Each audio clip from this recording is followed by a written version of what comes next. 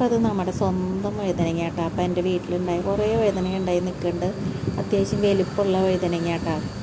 മാംസം നല്ലോണം കൂടുതലതിന്. അപ്പോൾ അത് കറി വെച്ചാലും ഉപ്പേരി വെച്ചാലും ഒന്നും ആർക്കും വലിയ ഇഷ്ടമില്ല. അപ്പോൾ അത് കുറച്ച് മസാലയൊക്കെ പുരട്ടി വറുക്കാമെന്ന് വിചാരിച്ചു.